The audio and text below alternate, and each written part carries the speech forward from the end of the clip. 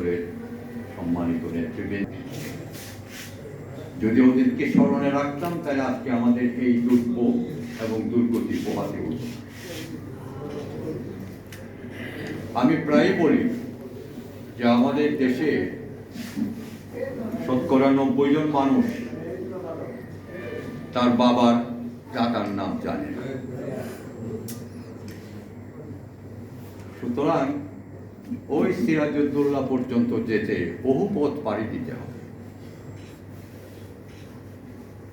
নবাব সিরাজউদ্দৌলা, এখানে আমি যতটুকু পড়েছি ভারতীয় ইতিহাস থেকে শুরু করে মুসলিম ইতিহাস, তারপর সেই ক্রুসেড যেটা হয়েছিল মুসলমানদের বিরুদ্ধে, ৯টা ক্রুসেড, ইউরোপের সমস্ত খ্রিস্টান সম্রাটরা মুসলমানদের ক্রমবর্ধমান শক্তিকে মোকাবেলা করার জন্য 1196 খ্রিস্টাব্দে মহামান্য পোপ তৃতীয় আরবানের আহ্বানে মুসলমানদের বিরুদ্ধে যুদ্ধ শুরু করেছিল এবং জেরুজালেম দখল করে তারা যেভাবে মুসলমানদেরকে হত্যা করেছিল, ফরাসি এক ঐতিহাসিক বলেছেন জেরুজালেমের শহরে গোড়ালি পর্যন্ত ডুবে যেত মুসলমানদের রক্তে।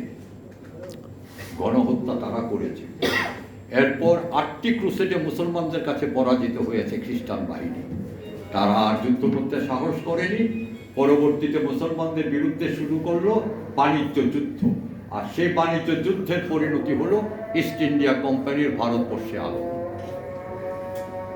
আজানটা শেষ হল, বসে আসবে। এখন প্রেক্ষাপটটা ভিন্ন। ভারতবর্ষ শাসন করত বিভিন্ন হিন্দু রাজা। রাসূলুল্লাহর ইন্তেকালের পর আরবের দুর্ধর্ষ বেদুইনরা বেরিয়ে পড়লেন আল্লাহর বাণী প্রচার করার জন্য, এবং তারা একের পর এক বিজয় করতে আরম্ভ করলেন, বসতি স্থাপন করলেন এবং আল্লাহু আকবার ধ্বনি অমুসলিমদের কাছে পৌঁছে দিতে শুরু করলেন। ভারতবর্ষে আসলেন মুসলমানরা। দিল্লির সবচেয়ে দুর্দণ্ড প্রকার, আপনারা জানেন ভারতবর্ষের হিন্দুদের মধ্যে রাজপুতরা সবচেয়ে বড় শক্তিশালী সৈন্য। সে রাজপুতদের সম্রাট ছিলেন পৃথ্বীরাজ চৌহান। তার সঙ্গে যুদ্ধ করলেন মুসলমানরা। প্রথম যুদ্ধে পরাজিত হলেন। 1 বছর পরে 3 গুণ বেশি হিন্দু সৈন্যের বিরুদ্ধে মুসলমানরা দিল্লির যুদ্ধে বিজয়ী হয়ে পৃথ্বীরাজকে হত্যা করলেন। 1208 খ্রিস্টাব্দে মুসলমানরা 1206 খ্রিস্টাব্দে মুসলমানরা দিল্লিতে রাজধানী স্থাপন করে প্রথম শাসন ব্যবস্থা চালু করেছে। সেদিন থেকে ভারতের হিন্দু সমাজ কখনো মুসলমানদের বিরুদ্ধে অস্ত্র ধারণ করতে সাহস করেনি। যার জন্য 1206 সাল থেকে শুরু করে 1857 সাল পর্যন্ত দিল্লির মসনদে ছিল মুসলমান। ইখতিয়ারউদ্দিন মোহাম্মদ বখতিয়ার খিলজি বাংলা জয় করলেন, নদিয়া জয় করলেন, গৌড় জয় করলেন 1203 খ্রিস্টাব্দে। তারপরে বাংলাতে মুসলিম শাসন প্রতিষ্ঠিত। তাদের বিরুদ্ধে কেউ যুদ্ধ করতে সাহস করেনি। সুতরাং বর্ণবাদী হিন্দুরা সবসময় মুসলিম শাসনের অবসানের কামনা করেছে, কিন্তু সাহস করে কখনো মুসলমানদের বিরুদ্ধে লড়াই করতে পারেনি। তারা ইস্ট ইন্ডিয়া কোম্পানির কাজে ভোগ করে বাংলা থেকে 552 বছরের মুসলিম শাসনের অবসান করার জন্য বাংলার তৎকালীন হিন্দু সমাজপতিরা, যারা মুসলিম শাসকদের কাছ থেকে অনুগ্রহ এবং সাহায্য পেয়ে পুষ্ট হয়েছিলেন, তারা ইস্ট ইন্ডিয়া কোম্পানির সঙ্গে ষড়যন্ত্র করলেন বাংলা থেকে মুসলিম শাসনের অবসান করার জন্য। এটাই হলো ইতিহাস। আর বাংলা, বিহার, উড়িষ্যার স্বাধীনতা রক্ষার জন্য প্রথম শাহাদত বরণ করলেন নবাব সিরাজউদ্দৌলা। আমার কাছে ভালো লাগতেছে যে ব্যানারে 2 জন নবাবের ছবি দেওয়া আছে। ভারতবর্ষে আর নবাব নেই, কিন্তু নবাব নাম আছে। আমার এক চাচা তার ছেলের নাম রাখলেন নবাব মিয়া। তো যখন ইউনিভার্সিটিতে পড়ি তখন নবাব চাই না, আমার চাচাকে জিজ্ঞেস করলাম যে ছেলের নাম নবাব মিয়া রাখলেন কেন? বলে যে নবাব সিরাজউদ্দৌলা চলে গেছে, নবাব সলিমুল্লাহ চলে গেছে, নবাব তো নাই, আমার ছেলের নাম নবাব রেখা নবাব থেকে মনে করতেছে। এই দুই নবাবের ইতিহাস বাংলার মুসলমানদের মূল ইতিহাস। সিরাজউদ্দৌলার বিরুদ্ধে ষড়যন্ত্র করেছে। এখানে হিন্দু ঐতিহাসিকরা এই ষড়যন্ত্রের জন্য নবাব, ওর নাম কি, আরে যেটা নবাব বানাইলো মীর জাফর আলী খান, ইতিহাস বলে।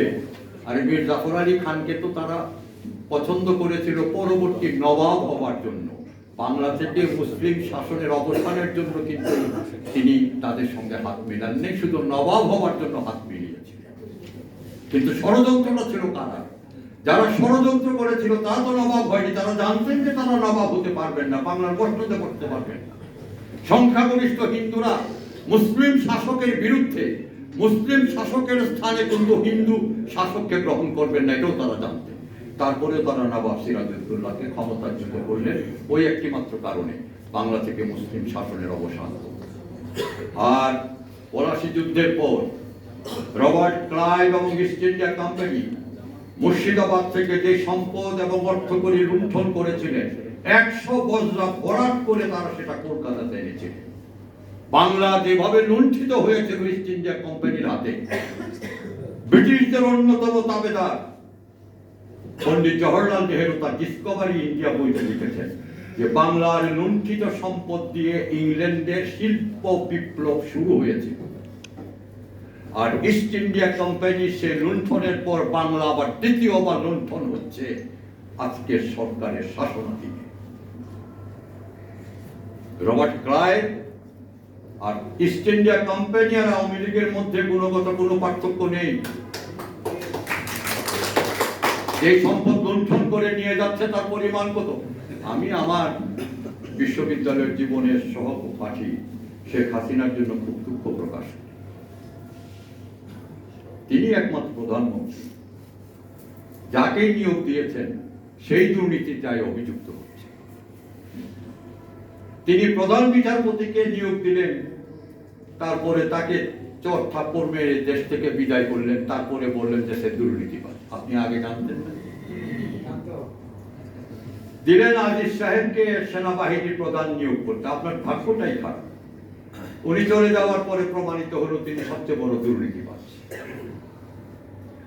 দিলেন আইজিপি নিয়োগ বেনজির আহমদ, তার বিরুদ্ধেও দুর্নীতির অভিযোগ আসতেছে বিপুল ভাবে। তা আপনি যেখানে যাকে নিয়োগ দিচ্ছেন তিনি দুর্নীতির অভিযোগে অভিযুক্ত হচ্ছেন। আপনি এত ভবিষ্যৎ কি হবে সেটা আল্লাহ ছাড়া দ্বিতীয় আর কেউ জানে না। আমি ফিরে আসি নবাব সিরাজউদ্দৌলা। নবাব সিরাজউদ্দৌলা বাংলার স্বাধীনতা রক্ষার জন্য প্রথম শাহাদত বরণ করেছিল। নবাব সিরাজউদ্দৌলা পলাশী যুদ্ধে পরাজিত হয়েছিলেন, আপনারা এখানে শুনেছেন। ডক্টর এ.আর খান বলেছেন, আমার ছোট ভাই বলেছেন, অনেকেই বলে গেছেন, এই তার প্রসঙ্গে আমি দ্বিরুক্তি করব না। 23 তারিখ পলাশী যুদ্ধ শেষ হয়েছে, বন্দী অবস্থা। 4 জুলাই সিরাজউদ্দৌলাকে শির কেটে হত্যা করা হয়েছে নিষ্ঠুর ভাবে। 23 বছর বয়সে তরুণ নবাব, যার মধ্যে পরিপক্কতা আসেনি। এই যে বললো যে 50,000 সৈন্য নিয়েও তিনি যুদ্ধে জয়ী হতে পারলেন না, কেন? 23 বছরের একটা তরুণ, তার বুদ্ধি যদি সেদিন পরিপক্ক হতো তাহলে সে যুদ্ধে তিনি পরাজিত হতেন না। তারা নির্ভর করেছিলেন ওই হিন্দু সমাজপতিদের উপরে, যাদেরকে তিনি অনুগ্রহ করে রেখেছিলেন। তারা বিশ্বাসঘাতকতা করেছে সিরাজউদ্দৌলার সঙ্গে নয়, বাংলার মুসলিম শাসনের বিরুদ্ধে। এবং তারাই 190 বছর ইংরেজদেরকে এই দেশের রাষ্ট্রীয় ক্ষমতায় অধিষ্ঠিত রেখেছে। ইস্ট ইন্ডিয়া কোম্পানি 100 বছর পরে দিল্লির মসনদ দখল করেছে। হাজিরানে মজলিস, আজকের প্রেক্ষাপটটা কিন্তু সেদিন পলাশী যুদ্ধের পূর্বে যে ষড়যন্ত্র ছিল বাংলার মসনদ থেকে মুসলিম শাসনের অবসান করতে, আজকে 15 বছর যাবৎ দিল্লির হিন্দুত্ববাদী সরকার শেখ হাসিনাকে সহযোগী করে ষড়যন্ত্র করছে, বাংলার উপরে স্বাধীনতা ও সার্বভৌমত্বকে নিয়ন্ত্রণ করার ষড়যন্ত্র করছে। বাংলাদেশকে তারা নিয়ে যাবে না, এটা সম্ভব নয়, কিন্তু আধিপত্য রাখবে। যেমনটা রেখেছিল নেপালের উপরে, যেমনটা রাখতে চেয়েছিল শ্রীলঙ্কার উপরে। শ্রীলঙ্কার এক ছোট্ট দ্বীপের মানুষরা লড়াই করে তাদের স্বাধীনতাকে রক্ষা করেছে, সেখানে ঘষিটি বেগম ছিল না বলে হয়তো সম্ভব হয়েছে। আজকে আমাদেরকে কোথায় যেতে হবে? পলাশী যুদ্ধের কত বছর পর নবাব সলিমুল্লাহ উপলব্ধি করলেন যে পলাশী যুদ্ধের পূর্বে বাংলায় একজন গরিব মুসলমানের সাক্ষাৎ পাওয়া ছিল দুষ্কর, আর পলাশী যুদ্ধের 50 বছরের মধ্যে বাংলায় একটা ধনী মানুষ খুঁজে পাওয়া যায় না মুসলিম সমাজে। নবাব সলিমুল্লাহ ঠিকভাবে রিয়েলাইজ করলেন যে বাংলা এবং ভারতের মুসলমানদেরকে জাগাতে হলে মুসলিম জাতিসত্তার চেতনা আর মুসলিম জাতীয়তাবাদের আদর্শে একটা রাজনৈতিক দল গঠন করতে হবে কংগ্রেসকে মোকাবেলা করার জন্য। বলতেছেন, উনি বলে গেছেন যে আমাদের মধ্যে কোনো লোভ নেই। 1947 সালের পর থেকে আমরা এই দেশ শাসন করেছি, 1947 থেকে 1954, 1958 থেকে 1969 সাল। আমরা যারা বিত্তবান পরিবার থেকে রাজনীতি করে এসেছি, 1969 সালে আমরা বিত্তহীন হয়েছি। আমাদের এই দুর্ভাগ্যের জন্য নবাব সলিমুল্লাহ দায়ী। এই ভারতীয় এবং বাংলার মুসলমানদেরকে রাজনৈতিকভাবে ঐক্যবদ্ধ এবং তাদের মধ্যে রাজনৈতিক চেতনা সৃষ্টি করার জন্য তিনি তার জমিদারি বিক্রি করে নিঃস্ব হয়ে গেছেন।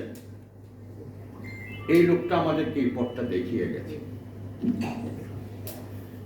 রাজনীতি করে নিঃস্ব হতে হবে, রাজনীতি করে বিত্তবান হওয়া যায় না।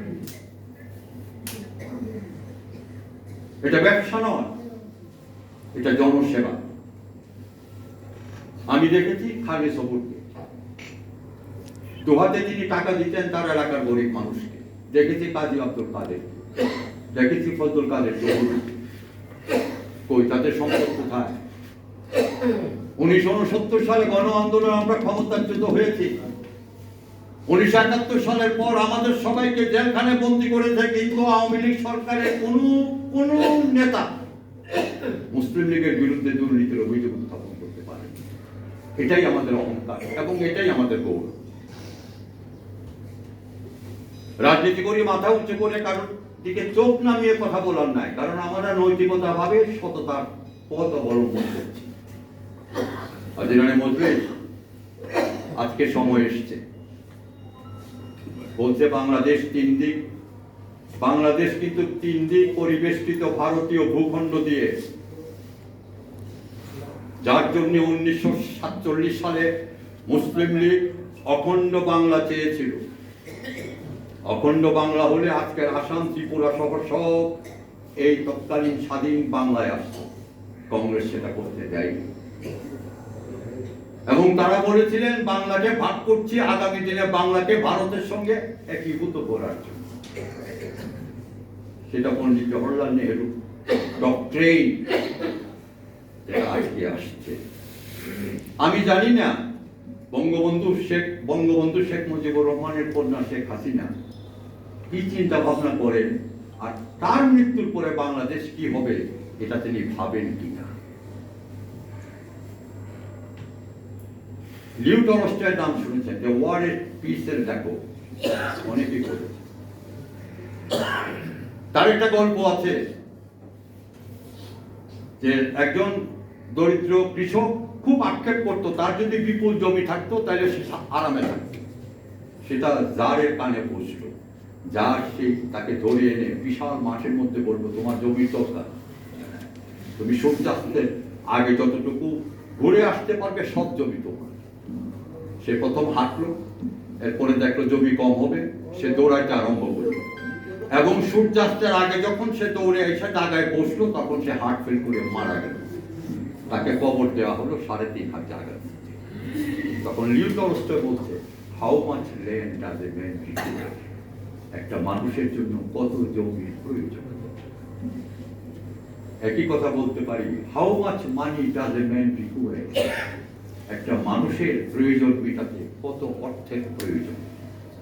প্রতি বছর 1,00,000 কোটি টাকা এদেশের জনগণের পাচার হচ্ছে বিদেশে। শেখ হাসিনা কি জানেন না সেটা? না জানলে আপনি প্রধানমন্ত্রী চেয়ারে বসে আছেন না। আরে একটা মাছিও তো যেতে পারবে না প্রধানমন্ত্রীর সম্মতি ব্যতীত। আপনার দলের নেতারা সব বিদেশে টাকা পাঠিয়ে বসে আছে। এগুলির হিসাব দিতে হবে, আবার ফিরে আসতে হবে। এখন বলতেছেন আপনারা যে ভারতের সঙ্গে আমাদের লড়াই করতে হবে। ভারতের সঙ্গে লড়াই করতে হলে আপনার একটা দর্শন থাকতে হবে। এখন পশ্চিম বাংলায় একটা জয় বাংলা স্লোগান উঠতেছে, আওয়ামী লীগেরা খবর বাজাচ্ছে যে আমাদের স্লোগান তারা নিচ্ছে। ভারতবর্ষে জয় হিন্দ বলে, ভারতবর্ষে জয় মা কালী, জয় মা দুর্গা, জয় হনুমান বলে। আর মুসলমানদের, বাংলাদেশের মুসলমানদের একটা স্লোগান ছিল, যে স্লোগানটা সমস্ত পৃথিবীর মসজিদে মসজিদে ধ্বনিত হয় দিনে 5 বার, এবং এই ধ্বনির উপরে সমস্ত বিশ্বের মুসলমানরা ঐক্যবদ্ধ হয়। সেই ধ্বনিটাই আমরা ভুলে গেছি। ধ্বনিটা কি? আল্লাহু আকবার, আল্লাহু আকবার। এই আল্লাহু আকবার ধ্বনি দিয়েই মুঈজউদ্দিন মোহাম্মদ ঘুরি দিল্লিতে বিজয় লাভ করেছিল। যদি আপনাদেরকে ভারতের সঙ্গে লড়াই করতে হয়, তাহলে এই স্লোগানটাকে আপনাদের অন্তরে রাখতে হবে, যে স্লোগানটা মুসলমানদের অস্তিত্বের সঙ্গে বিরাজিত 1600-1400 বছর ধরে, এবং মসজিদে প্রথমই মুয়াজ্জিন আযান দিয়ে ঘোষণা করেন আল্লাহু আকবার বলে। আসুন আমরা সেই ধ্বনিটাই আবার দিয়ে আমার বক্তব্য শেষ করছি। নারায়ে তাকবীর, মুসলিম লীগ জিন্দাবাদ।